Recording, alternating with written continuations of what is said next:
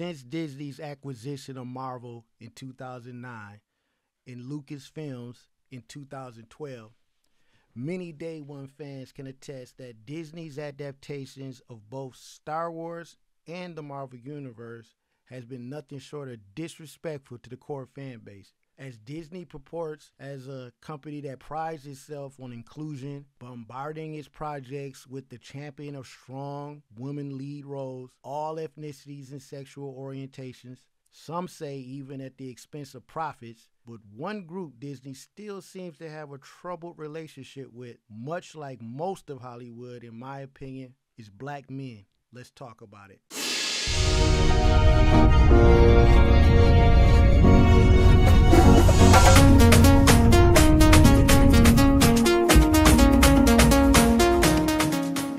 Hey man, I don't want y'all to think that I'm pulling a race card or making everything about race, but unfortunately in America, everything is about race. And when you're the people that the finger is typically pointed at or stereotyped, you become sensitive to how your likeness is represented, especially in a country where many in that society work tirelessly to show your people that they are less than. You know, from the Constitution of 1787 labeling black people as 3/5 of a human being. During Jim Crow, it was against the law to look a white man in the eyes. Black people had to literally walk with their head down, having to fight for even your humanity, let alone the pride of life or any semblance of a reason to exist. A lot of us didn't even find out about many of the great contributions that black people has had in this country and even the world until we became adults, because little of it is taught in the American school curriculum. You know, we were taught that overall black people were just slaves and invented peanut butter. And though we would like to believe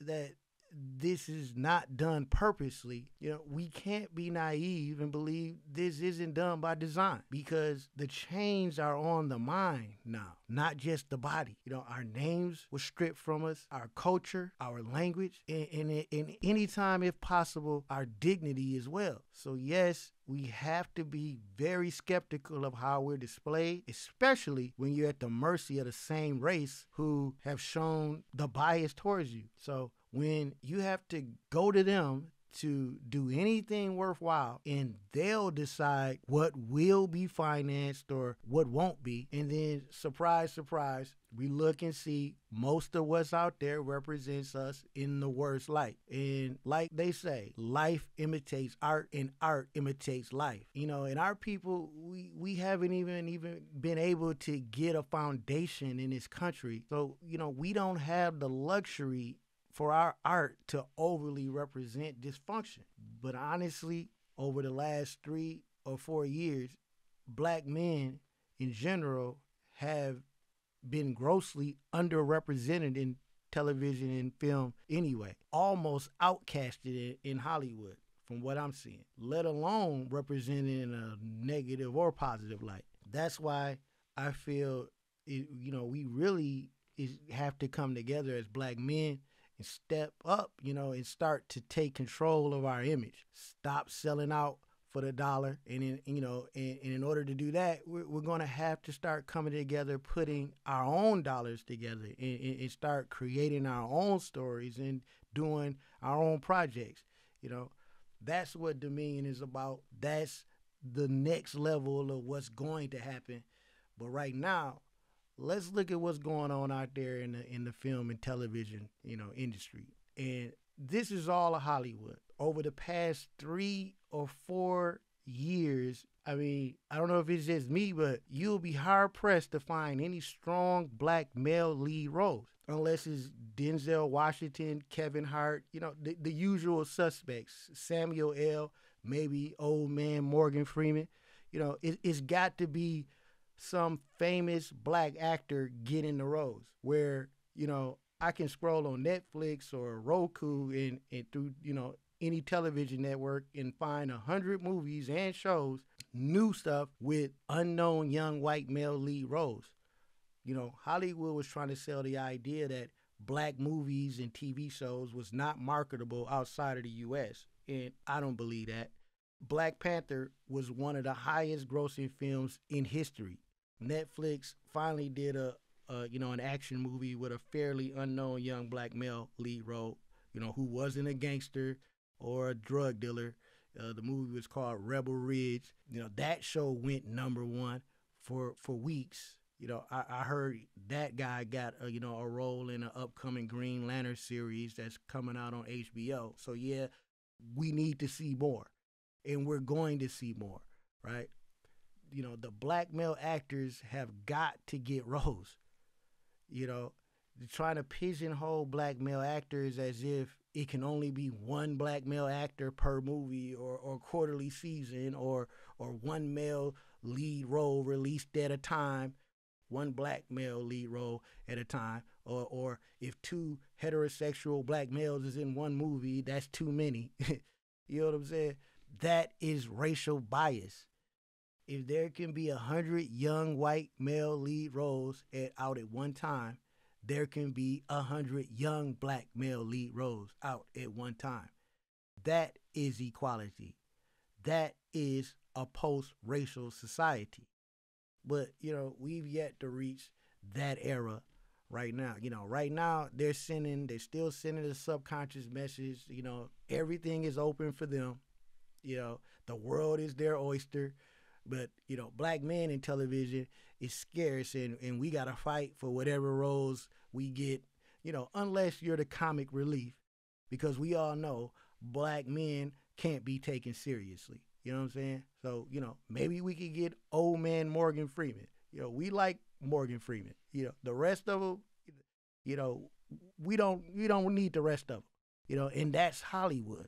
They've been all but ignoring black male actors. And I did a show about that. But this is specifically about Disney and how they show subtle, sometimes even blatant bias to black male actors and black male roles within their company and films. And I hope that this drives home the fact that we must own our own image. So I'm just gonna do what is in my power to do. I'm using my platform to get the message out. But what I'm saying, back to Disney. And I have to, I got a bone to pick with Disney. Y'all know, if you've been watching the show, it is not even mainly racial. Like, what I said many times before, of Disney's handling of turning the Marvel Universe into live action film and shows, it's been horrific. So much that I'm almost personally insulted. and I'm sure many of the avid Star Wars fans feel the same way.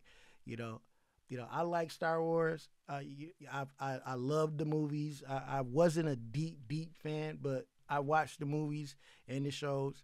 Some of them I liked, and some of them I didn't. I've heard people's gripes online about what they feel Disney has done with the Star Wars franchise. I've heard even George Lucas himself had issues with the direction that Disney has went with the Star Wars stories, and I fully understand it because either the movies make sense or either they're good or they're not. You know what I'm saying? Or either they don't make sense, and I've seen much of that in the Star Wars franchise. So even looking at the disrespect I've seen Disney has had pertaining to black male characters and actors, I'm going to begin my assessment with a Star Wars title. And that's going to be Star Wars The Force Awakens. The character Finn. Y'all remember the promo, finally a look under the mask of a stormtrooper. And what do we got? A young black male. Stormtrooper is black, y'all. Some people, they was upset about it, and some people was excited. And I talked about this on, about Disney on one of my other shows when I was talking about how they promote and the way they do their early promotions. They promoted some of the villains in their movies and how they did Mandarin and Iron Man 3 and Taskmaster and Black Widow. Disney seems to continually keep doing this type of promotion where they promote in a way that you'll assume that something cool and groundbreaking is gonna happen, and then you get your hopes up, and then you finally go see the film, and then they just totally pull the rug from up under your feet, right? And that's what this was. We got a stormtrooper, all right, who stormtrooper is supposedly a well-trained soldier, but somehow this stormtrooper he can't fight at all. He's scared of everything. He's constantly throwing. He's constantly being chased around, and all through the movie. If not chased, he's being kicked and pummeled across the floor. He eventually gets a lightsaber because the teenage white girl didn't want it. So you would think he's carrying it all through the movie. So you're thinking in your mind maybe he's gonna become a Jedi. But lo and behold, no, that's not the case.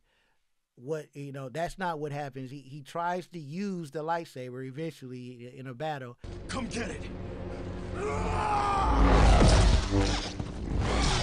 And as you can imagine, he gets pummeled again.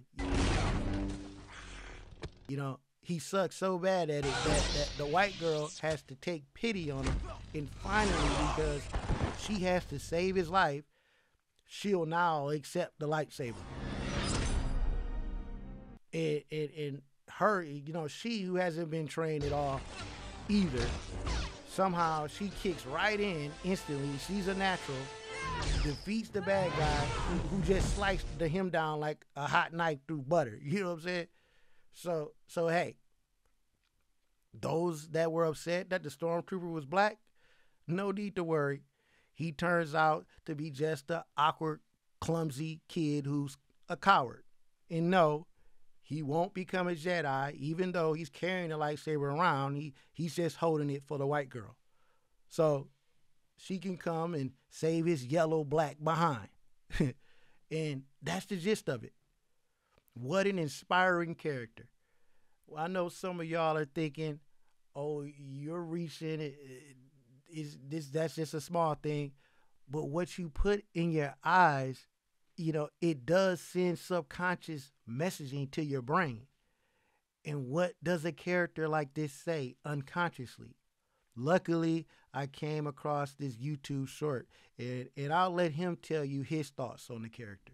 Here's how Star Wars wasted Finn. It's no secret that there are a buttload of awful characters in the Star Wars sequels, or more disappointingly, good legacy characters that Disney just flat out ruined. But I gotta admit, in The Force Awakens, Finn had some real potential. At the very least, it should have made Finn a deeper and more hesitant character. There has never once been a character in Star Wars who's hesitated to shoot an enemy. But imagine if Finn never killed another stormtrooper unless he absolutely had to, since he knew from experience that they're not all bad. But alas, from there on out, Finn is just a walking joke. So I'm going to start this off with the Eternals. The Eternals movie from Marvel.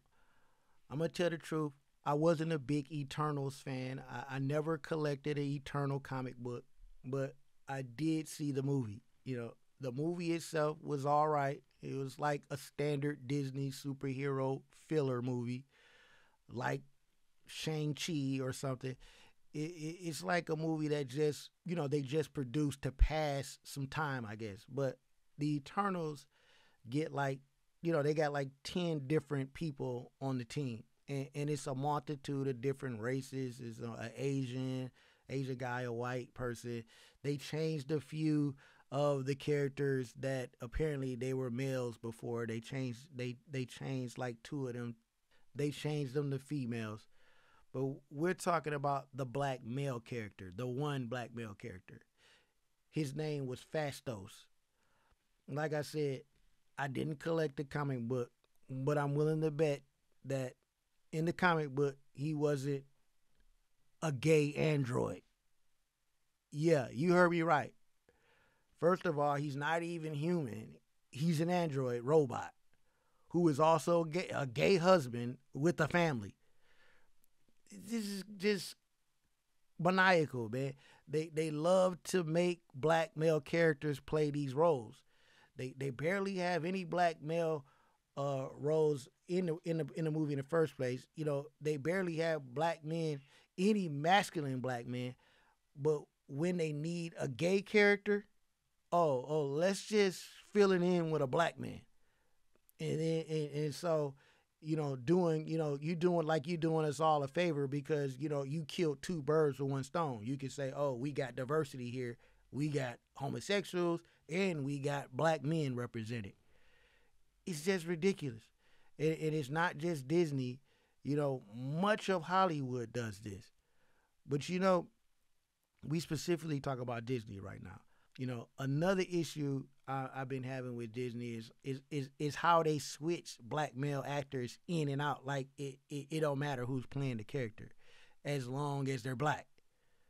I haven't seen them once do this to any white characters, like they did Terrance Howard with the second Iron Man.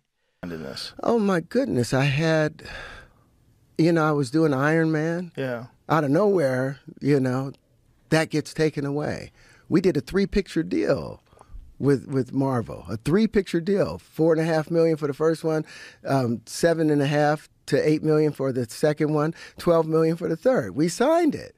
They come back to me the week that my mother dies, and they called my agent, Charles King, he was at William Morris at the time, and they said, yeah, we want Terrance, but we want to come back for $1 million instead of the $8 million that we had agreed to.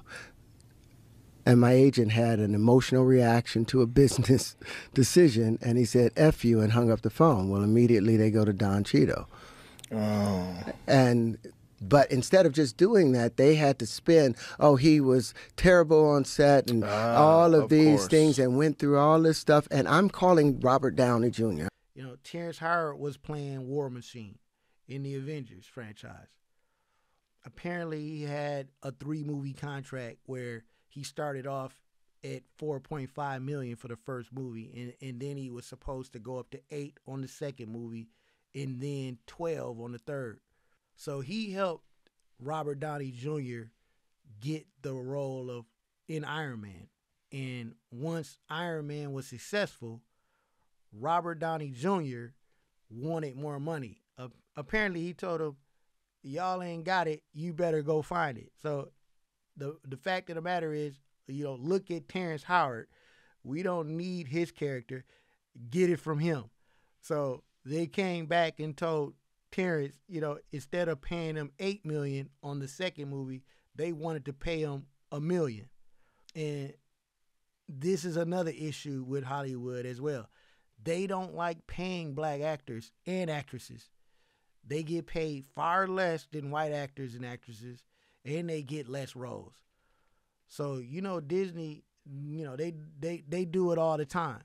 There is no loyalty to the black actors, especially the black male actors. Robert Downey Jr. probably bought Don Cheadle into Disney, negotiated him down to cut Terrance Howard out. But who cares? He's black. We can switch him just with just another black guy, even though they look totally different. I mean, the total opposite facial features. No matter, switch them out. Yeah, we can argue that War Machine, he was a side character in the Avengers story. Yeah, I get it. So, they tell Terrance Howard his character is not important. They believe the movie can be successful without him. Okay, no problem. You can't argue that. But like I said before, they never do this to any white characters. And most of these movies are not successful even with these characters are in them. So eventually things begin to be surfacing in the media that somehow now he's a wife beater, and his image, is damaged in the media, in which he proved it was false, which we all know doesn't matter. Look at how they did Jonathan Majors. Jonathan Majors, on the other hand, his character breathed life into the Loki series, season 1, because season 2, I didn't even finish watching it. I mean, I may have watched 1 or 2 episodes. I totally didn't know what was going on. He breathed life into the last Ant-Man movie, Nothing else was redeemable about that movie. And we can't talk about how they, did his character in that movie. How they built the character up, the whole movie, where his name alone brought fear to those who even mentioned his name in that realm. The whole movie, you thinking this dude, he kind of he's hard to deal with, but as soon as the fight ensues, he's easily defeated by Ant-Man and some giant ants and Ant-Man's teenage daughter. This is the subconscious messaging that they're putting in their films. Yeah, we know that he has to be defeated somehow, but defeated like that, I mean, it was totally disrespectful. And we can argue and say that Jonathan Majors was the most exciting thing that they had over there. To me, he was the only hope that Marvel really had going, if you ask me, over at Disney and Marvel. So this excuse they gave Terrance Howard that his character wasn't important, it is the reason why they had to cut him, it doesn't fly. Because, Jonathan Majors, he was accused of, I think it was physical assault on his ex-girlfriend. And we saw the video. Once again, we didn't see any assault. We actually saw him running away. And we saw her chasing him, probably a mile or so. And I seen her yanking his clothes, grabbing and pushing him. He's constantly trying to get away from her. Then finally, he picks her up and puts her in the back seat of the car. And apparently, that's where the assault happened. And apparently, it didn't last long because he quickly closed the door and left the car. And he was found guilty in the court of law. So we constantly see these biases against black men. And the only thing I think he was guilty of was having that white girl chasing him, chasing after him like that. And whatever happened, it seemed mild, and no one witnessed it on the cameras. Still, Jonathan Majors, don't matter. You're black, and Disney say, we don't care how good you are, how important you are to the films. You're fired. Realistically, how important you are to this company, it really don't matter, because if anybody was going to save the Marvel Universe at Disney, it would have been Jonathan Majors, in my opinion. And some white people hate that, when black men have that kind of power. And they'll show you, we don't care. We will go out of business before we let a black man have leverage in our company. The black man has always got to be at the mercy of the corporation. If a black man starts to see some success at the box office or some success in a hit series and start thinking he's important, oh man, yeah, they'll cut you off quick and they'll show you you're nothing. All of a sudden something will happen, or you'll have to leave the show for some reason. It was a mutual agreement, or your character would be recasted out of nowhere. America in Hollywood just doesn't want too many instances of positive, powerful black male characters in American film. This is similar to that nature. How dare a black man look me in the eyes? That type of energy. White actors, on the other hand, they get successful. They get a successful show or a movie. They'll give them anything they ask for. They're negotiating all types of huge salary deals. Your franchise is so important to this company. Next they'll be running the show behind the scenes. They hiring people, firing folks, all types of stuff. They're made to feel secure in their position. Look at how they did Robert Downey Jr. And he plugged in. He gonna come back and play a totally different character. TV is propaganda. It's important that white boys and men feel powerful. They teach it in the schools, they show it in the media, and they show it in the entertainment and television. They're going to constantly represent themselves in the best light. And I don't have a problem with that. As long as when it's time to put in a black male character, that's when here comes all the buffoonery. And like I said before, You can see it as, just instinctual bias, or like I believe in the school system, is done purposely to empower one group and disempower another. It's the same MO. And then you say, oh, look at Black Panther. That was a huge film with a black male lead role, right? Let's look at Black Panther, okay? We do Black Panther. We did the Black Panther movie. Black director, black cast, lead male role. Due to the genius of the director, Ryan Coogler, Black Panther is written and developed in live action form in a powerful and inspiring way. Because I can tell you, Black Panther, it was not one of my favorite comic book characters. In Black Panther, the movie was not one of my favorite movies. But when it comes to doing a film and introducing it to people who probably was not even familiar with the character Black Panther and making it a cultural dynamo, I have to say that Ryan Coogler, the way he did the film, was a masterpiece. He stuck to the original source material from the comic book, though how he visualized the story and how he put it on the big screen, he did a masterful job. This movie became an iconic sensation across the world, being one of the top highly grossed films in history. And the cultural impact it had on the black community was huge as well.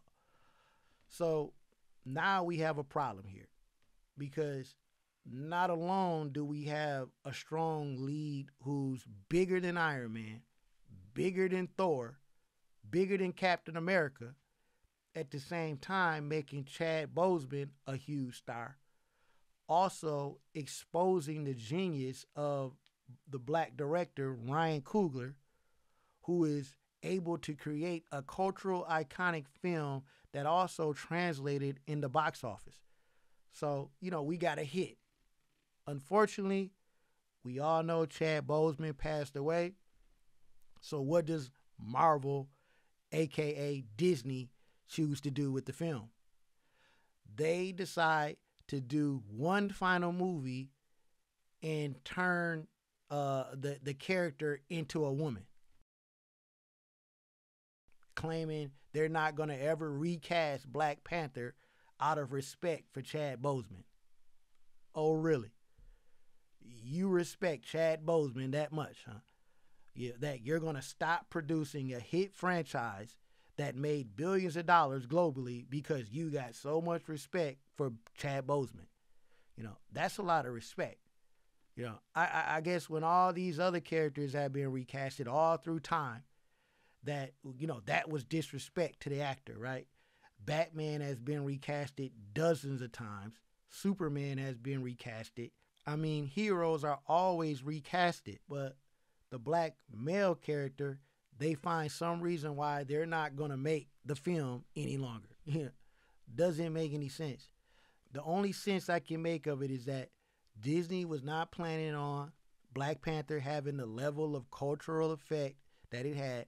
I mean, black folks who never even heard of Black Panther was screaming Wakanda.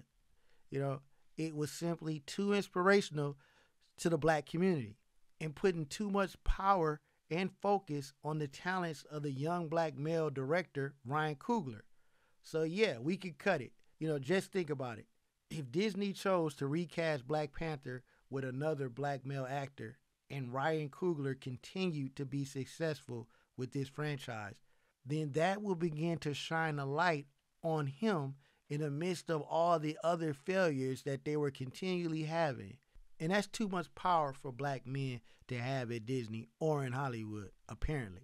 I mean, because Ryan Coogler said that he didn't even choose the script of the last Black Panther movie. That wasn't his direction that he wanted to go in with the film. And I know what happened. He was told to do it that way because Disney thought they were going towards a new agenda. Their agenda was to do female-centered films we can continue to do some white lead roles, but black men, you're out. That's how I'm seeing it. And that's why I think we got to start doing our own thing. Even DC's got more respect for black men right now. I'm seeing a few up and coming things with black characters coming from DC. But, we'll see. But, Disney or Marvel, they haven't been seeing a lot of good success with the choices, they've been making. So it really, hasn't worked out for them. But, what do y'all think about this? Post your comments below. This just ain't a channel. Together, we can push a new era. But we got to take action because this is important. If interested in this material, check out this next video where I dig even deeper with some interesting information. Once again, thank you for tuning in. See you on the next one.